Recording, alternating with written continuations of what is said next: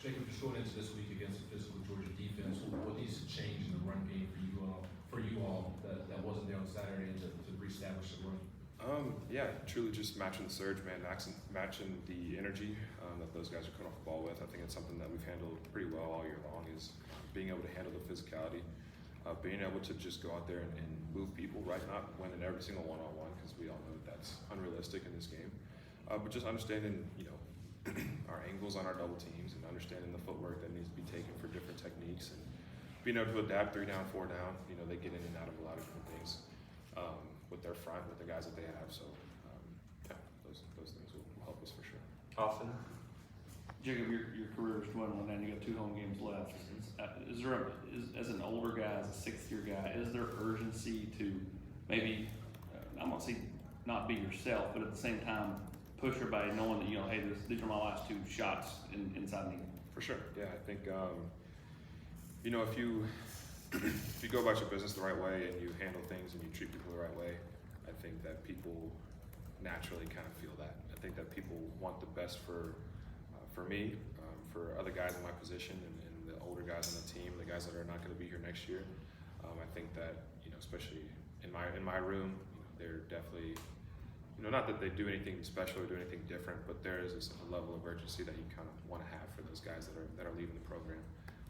So yeah, I think for myself as well is you kind of got to capitalize on these next 2 weeks just because I'm not gonna be able to play on that grass after this year. So why not go out the best I can? Mike, and then Sam. Yeah, Jacob, I know you guys don't pay a whole lot of attention to social media, but Knoxville, football's kind of inescapable. Sure. I feel like you guys are maybe prematurely writing you guys off. I mean, you guys were beating Alabama and Tuscaloosa by 2 touchdowns 3 weeks ago. I mean, how do you feel rolling into an opportunity game like this? Man, truly every single week, all that matters is this week, right? And I think that the guys within this program have done a really good job of understanding that it doesn't really matter what's being said on the outside. I've said it before, right? We don't care what people say about us.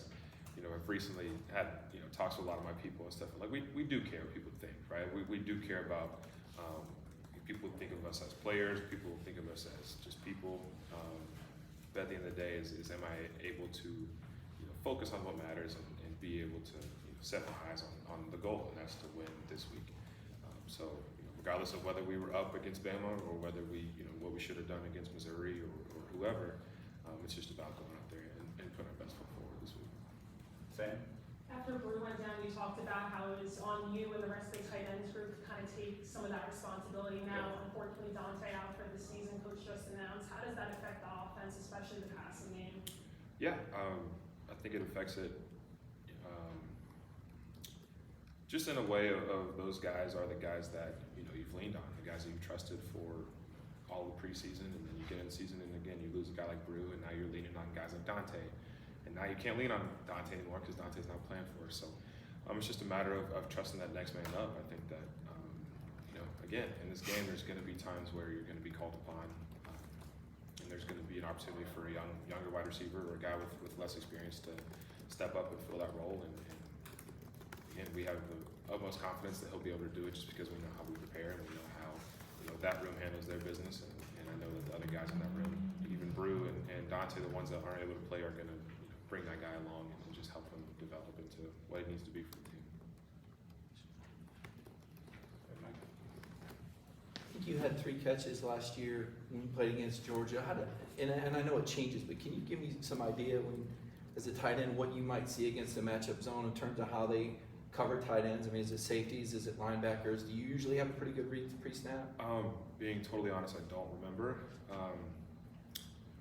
Again, each week, super individual. So starting today, I'll go in and watch the film, and we'll see how they guard us. We'll see how they've guarded tight ends in the past that are similar to our skill level and our skill set, and kind of the routes that we run and the different things. And it'll just be a matter of watching the film and being able to understand the opponent better than he knows me, and hopefully get the opportunities to go out there and make plays. End of the day is we'll do whatever needs to be done. I think that's kind of been the motto of the tight end group this year, is just being the guys that whatever we're called upon to do is we're gonna go do it to the best of our ability. Anything else for Jacob? All right, thanks everybody. Thanks. Enjoy that.